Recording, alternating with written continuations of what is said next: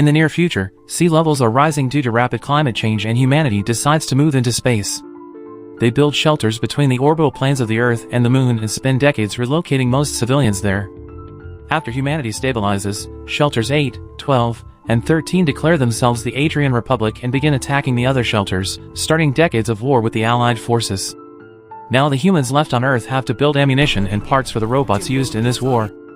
The best soldier in the army is the legendary Captain Jung-E, who is currently in an abandoned city and wakes up after an explosion. The robots chase her and she immediately defends herself with precise shots and creative use of the grappling hook that comes with her weapon. Humanoid robots are easy for them to defeat, but soon a new sturdier four-legged model will appear that will be harder to fight alone. Choosing strategic hiding places, Jung-E surprises the robot with a shot that sets it on fire, but the robot has its own fire extinguishers and is soon ready for action. Using the hook, Jung-E stacks a bundle of metal beams and drops them onto the robot as it approaches, effectively trapping it. She then hides behind a car to take her last photo, but is distracted by a small doll hanging from the car's rear-view mirror. This distraction allows the robot to shoot her first and Jung-E is pushed back, but upon contemplating her broken hand, she realizes that she is an android and knows nothing about it. Suddenly, an alarm rings and the town disappears. It turns out she's not the real Jung-E, she actually died in battle a few years ago. Now, using a copy of his brain, a group of scientists are trying to create the perfect android soldier who could be duplicated and sent to war. There hasn't been much progress because during the simulations recreating Jung-E's last fight, she always loses in the same spot and they don't know why. The leader of the team is Jung-E's own daughter, Seo-hyun, who repeatedly has to watch her mother's face die. There is also Sang-hoon, the leader of the project, who decides to make a special presentation to the superiors of the army to promote their android, which they call Jung-E. Sang-hoon's lecture includes a fancy meal and a summary of the history behind the war, but the soldiers are bored and want him to fast forward through what they already know. The video explains how they map Jung-E's neural cortex and Seo-hyun turns it into data to develop the most advanced combat AI ever, then shows how simulations record patterns of behavior. However, the soldiers note that the android has not yet escaped the simulation, and the fact is that if Jung-E had not lost this battle, he would have already won the war. Until the team corrects Jung-E's latest mistake, the government will have no interest in funding this project. After the presentation is over, Seo-hyun and Sang-hoon have a private meeting. Sang-hoon reminds Seo-hyun that she has his full support and that the president expects a lot from her. He started working for the president 10 years ago, but he knows that Seo-hyun was hired when she was a little girl who lost her mother. Therefore, it is important for Sang-hoon to have a good working relationship with her. Seo-hyun then teams up with newcomer Jae-kyung to find out what's wrong with their latest model. Jung-E's remaining remnants are awakened, and since the brain still thinks like a human, the fake Jung-E panics at the thought of seeing herself as a robot and begins to agonize in pain. Seo-hyun immediately turns off the pain sensors, allowing Jung-E to get angry instead, and she wants to know what they did to her. It seems that this copy of the brain is too damaged to continue working on it, so Seo-hyun orders its destruction. After they're done for today, Jae-kyung takes the opportunity to express how excited he is to work here as he has always been a big fan of Jung-E and calls her a hero. Seo-hyun explains that Jung-E never wanted to be a hero, she only entered the war as a mercenary to pay for Seo-hyun's treatment after discovering a tumor in her lungs when she was a child. He cried every time his mother went into battle, and the day of the operation was also the day his mother died. Sometimes Seo-hyun wonders if his mother regrets making such a sacrifice and she hates him, leading Jae-kyung to point out that she can just ask the android as she shares Jung-E's true memories. Seo-hyun says she will consider it, but he seems to be afraid to try. So Seo-hyun leaves for the day and takes the local train, where he sees a mother interacting with her son. This reminds her of the last day she saw her mother. Seo-hyun was preparing for surgery and Jung-E stopped by to wish her good luck before leaving for battle. Jung-E had promised that she would come back and hug Seo-hyun tightly and stroked his cheek happily. When the train reaches its destination, Seo-hyun will take his annual ethics test that everyone must take to prove they are non-android, consisting of questions about feelings and morals. Then he goes to his doctor, who unfortunately confirms that it is a tumor. Back into her lungs and she has only 3 months left. This means that the operation she underwent as a child and her mother's sacrifice of her had been for nothing.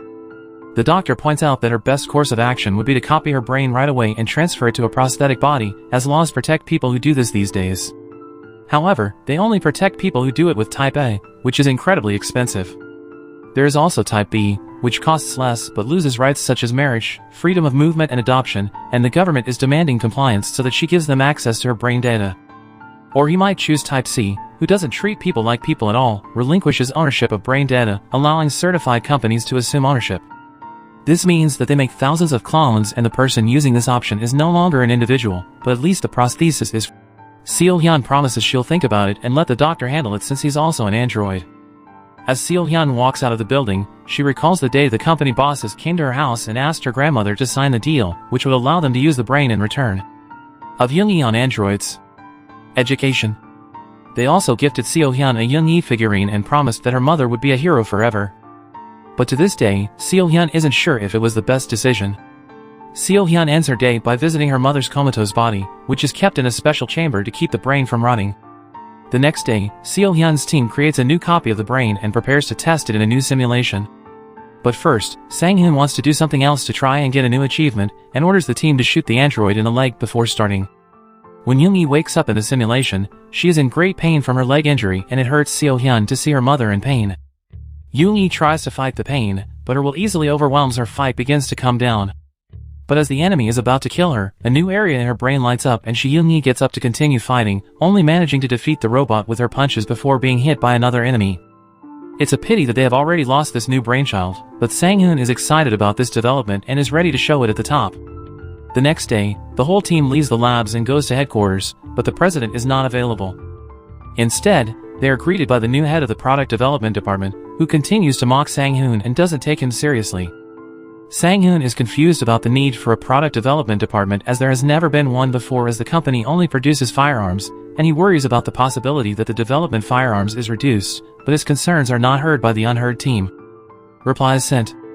On the way back to the labs, Sang-hyun continues to insult the new recruit and swear he will keep the president's dream alive. A few days later, the team is reviewing new parts they might use in the next android test when they hear the president has come to see them. On the way to the meeting, Sang-hyun asks if Seo-hyun passed her ethics test, as it is important for her to make sure she is sane while tentatively confronting her own mother. Once the pair enter the office, Sang-hyun freezes and reveals that he is actually an android that the president built by replicating his own brain, but Sang-hyun has no idea. The president has come to announce very important news. The Allied forces and the Republic of Adrian are signing a treaty, which means that the war is over and there is no longer a need for weapons. However, he doesn't think the research they did on jung-E is useless, as it taught them a lot about developing good AIs and they can now use them to make androids for housekeepers and housekeepers. Service.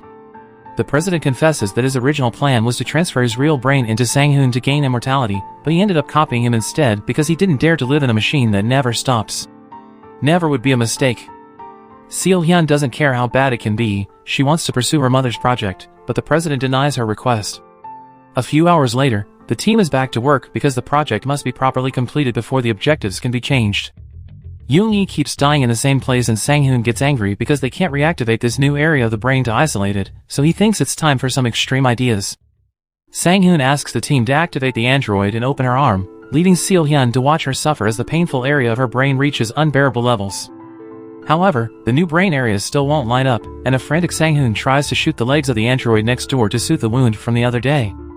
Seo-hyun eventually snaps and shuts down the system to stop Jung-E's suffering, causing an enraged Sang-hyun to threaten her with his gun. It's not enough to scare Seo-hyun and she stands firm, but before Sang-hyun gets too far, another employee comes to tell her that the president wants to see him. Sang-hyun leaves without a word and Seo-hyun thanks his team for a job well done. It's time to finish the project, but she asks him to gather all the data she collected and send it to her. Sometime later, Seo-hyun ignores the pain she feels in her lungs and concentrates on reviewing the data. To his surprise, someone exported his mother's brain one last time without his knowledge. Seo-hyun goes looking for him, and as she walks past Jae-kyung's room, she hears obscene noises and enters. What she finds there is quite disturbing. Jae-kyung had perked up with a new android that was supposed to do dirty deeds, but still wore Jung-E's face. After covering the android with a blanket, an enraged Seo-hyun pushes Jae-kyung against the shelves and insults him for being a pervert, but Jae-kyung explains that he was just following orders. It turns out that creating household AIs also involves creating companions capable of intimacy, and since Jung-E was so popular, people would pay a lot of money to have her as a friend. Lastly, Jung-E's personality is Type C, which means anyone can use him. Devastated by the news, Seo-hyun leaves the room crying, realizing how much she should have expected when she was given an action figure of her own deceased mother. A moment later, Seo-hyun is back at the lab to spend some time with the android before the project is shut down. Sang-hyun is already there and suffers from depression as he thinks he has lost the president's trust, and that is why their project was cancelled. Ignoring her, Seo-hyun enters the android room and wakes her up after turning off the pain sensors. Once she has Jung-E's attention, Seo-hyun tells her that they saved her from the enemy and that she is badly injured and will help her die peacefully. When Seo-hyun tries to pull her out, the brain area she was looking for finally lights up when Jung-E asks if her daughter survived the surgery. Seo-hyun starts crying, realizing that this area of the brain reacted both times because Jung-E believed she was going to die without knowing anything about her daughter, and she tells him that the operation was a success, so she can continue in peace. Jung-E is relieved to hear this and admits that she feels guilty because during the fight she lost the little doll her daughter gave her before going to surgery, which was supposed to bring good luck. That's why she always loses in the same place. What distracts her is the sight of the little doll in the car and the guilt that follows her. Unable to hear him anymore, Seo-hyun knocks her out and collapses completely, screaming in her own guilt. Once she has it off her chest, she realizes there is one last thing she can do. The next day, Seo-hyun requests to do one last simulation before closing things. She tells the other team members that she will fix things herself, and once they are gone, Seo-hyun removes the unidentified part of Jung-E's brain. She whispers in her ear and explains all the bad things that will happen to her after the last simulation is over if they do nothing. When the final simulation begins, Jung-E performs the usual battle tactics and dies in the same place as usual. Jae-kyung sees strange readings that indicate the brain's response was weaker, but Sang-hoon doesn't care as the project is over anyway. The other employees take the android away and Sang-hoon heads to his room when he suddenly realizes that he has also seen something strange. He rushes to the lab and asks to play the simulation in slow motion. This allows him to confirm that Jung-E was not shot. She just pretended to do it and fell in the usual place.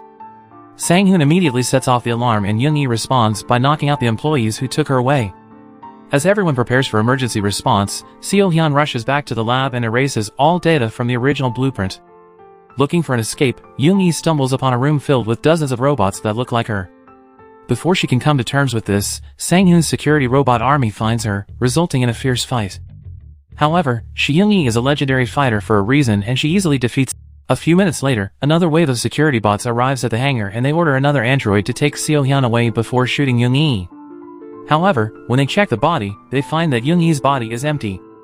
CCTV inspection reveals that Seo-hyun took the copy of the normal body's brain and transferred it to a security android to escape undetected, leaving the body with his mother's face to full security. Seo-hyun drags Jung-E onto the train and then finds that it's not as empty as she thought. Sang-hoon is waiting for her there. As the train departs, Sang-hoon accuses Seo-hyun of being ungrateful for everything the president has done for her and tells Jung-E to get away from her daughter. When she learns that it is her baby girl, Jung-E is shocked, but Seo-hyun interrupts her and explains that she erased all data about her from her memory so she could start over without other sacrifices.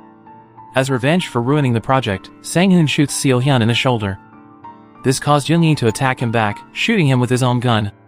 Sang-hoon quickly gets up to continue fighting, but freezes when she sees her reflection in the window. The damage from the gunshot has revealed her identity as an android. Seo-hyun calls him the president's toy and this drives Sang-hoon crazy. Now able to activate the body abilities of an android and Sang-hoon attacks Jung-E and the fight ensues which throws their bodies through the cab and shakes the train on the tracks. After exchanging a few blows, Sang-hoon manages to push Jung-E through the window, but lets go on purpose to crawl around the train and reboard through another window. At that moment, other safety robots arrive on a parallel train and couple the two cars. They also chase Jung-E by jumping out of windows, but Jung-E has no trouble defeating them all with precise punches. Sang-hoon uses this distraction to catch her with a hook, and when Seo-hyun sees that her mother is in trouble, the robot simply pushes Seo-hyun away, but when she sees her daughter is in danger, Jung-E becomes more aggressive. She destroys all the remaining robots and throws Sang-hoon off the train, but he manages to climb back up while holding onto the hook. When Sang-hoon and Jung-E start fighting again, the train enters the city and the rattle of two cars becomes too loud for the tracks. Seo-hyun manages to get his hands on one of the weapons that the robots dropped and fires a hook for Jung-E to grab. This way he helps his mother get back safely to the first wagon and they drop the second car with Sang-hoon inside. The train finally stops running as it reaches the mountain area. Jung-E wants to treat Seo-hyun's gunshot wound, but they can hear the police approaching. Seo-hyun explains that she doesn't have much time left after all. She wants Jung-E to run away and start a new life where she can finally care for herself instead of her daughter. After some hesitation, Jung-E agrees to this plan, but she first says goodbye by hugging Seo-hyun and rubbing her lucky cheek like she did when she was a child. As Jung-E exits the train, Seo-hyun wishes her luck and dies alone, but feels she has reached conclusion. Jung-E walks through the mountains, away from all the people who want to use her again to enjoy her newfound freedom.